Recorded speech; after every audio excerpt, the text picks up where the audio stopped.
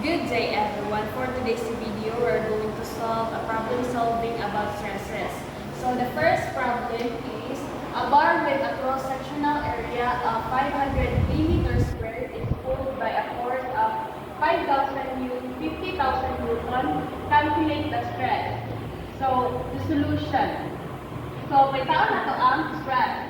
So natay formula nga stress equals force over area. So natay force nga 50,000 Newton, dahil na kay area nga 500 millimeters squared.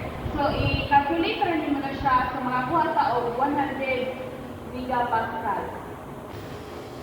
So the next problem is a rod has a diameter of 20 millimeter and is subjected to a force of 15,700 Newton.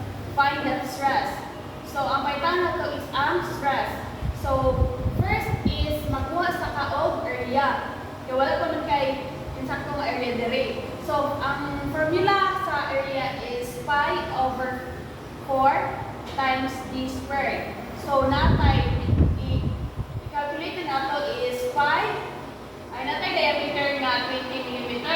So, i-calculate na to, so pi over 4 times 20 nga katong diameter nimo 20 mm diameter squared. So makakuha ta og 314 mm. So nanalay tay area.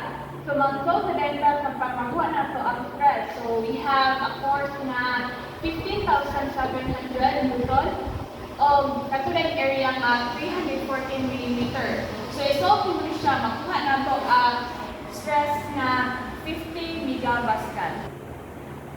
So the third problem is a hollow column carries a load of 12,000 Newton. If its cross-sectional area is 150 millimeters squared, what is the compressive stress? So, ang paitan na to is ang stress. So, natay force na 12,000 o natay area na 150 millimeters squared. So, isolve na to siya, i-divide na to gamit ang ato formula nga stress equals force over area. So, pag-calculate na to, ito tag 80 megapascal. No. So, the fourth problem is a pin is cut by a force of 6,000 Newton. If the area of the pin is 100 millimeters squared, calculate the shear stress. So, ang ato kailangan is ang shear stress. So, ang shear stress is natay formula nga shear stress equals force over area. So, natay force nga 6,000 Newton o natay area nga 100 millimeters squared. So, i-calculate ka po siya, 6,000 divide 100 is makakata o 60 megapascal. No. So, the fifth problem is, if the stress is in a plate is 50 megapascal and the area is 200 millimeters squared, find the force applied. So, may tao na itong paano nga problem is force. So, sa pagbuha ang force, magamit tayo formula nga force equals stress times area. So, natay stress nga 50 megapascal times ato sa area na to nga 200 millimeters squared. So, 50 times 200, makakuha din ta of 10,000 Newton or 10 kilonewton. Question number 91. A double-thread worm has a pitch diameter of 3 inch. The wheel has 20 feet and a pitch diameter of 5 inch. Find the hair-phoenix angle. So, natay A, 4.69 degree, B, 9.46 degree, C, 6.49 degree, D, 6.94 degree. The answer is B. So the solution is we have pi P over N. So natay value nga sa P na 5 inch. So atong ibutang na dire, so natay 5 times 5 over 20 nga N. So magkakatag 0.78854 inch. So then makuha na yung salid equals 2 times katong nakuha na ito kaganina. So makakuha na yung 1.54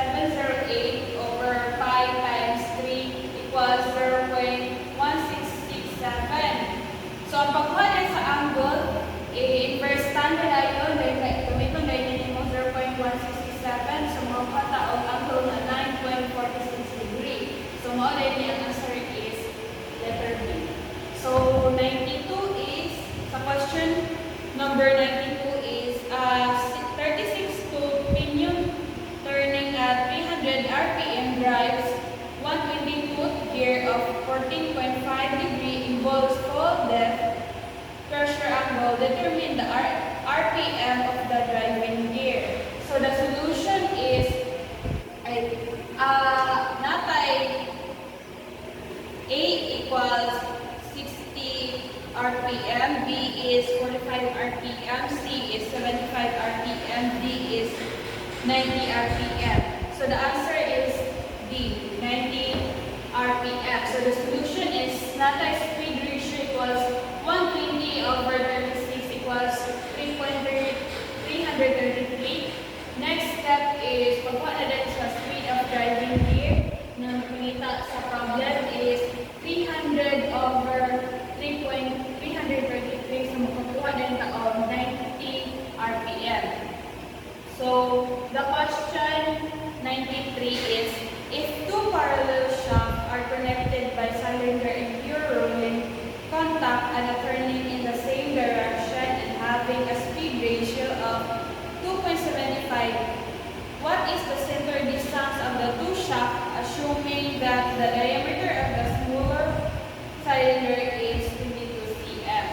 So natay A is 18.25 cm, B is 19.25 cm, C is 20.25 cm, D is 17.25 cm.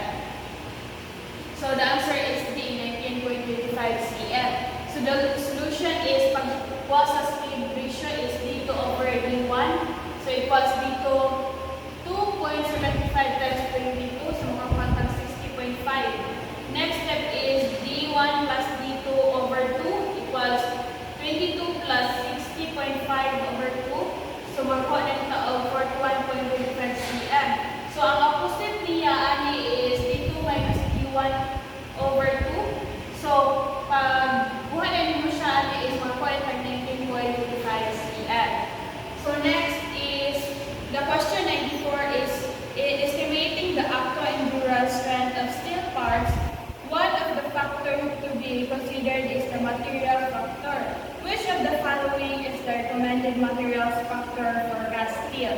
A, 0.70, B, 0.80, C, 0.75, D, 1.0. The answer is B, 0.80, because standard materials factor for cast steel is 0.80.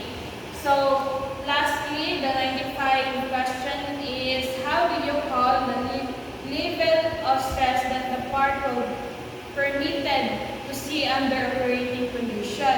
So, A is yield stress, B endurance stress, C design stress, D ultimate stress. The answer is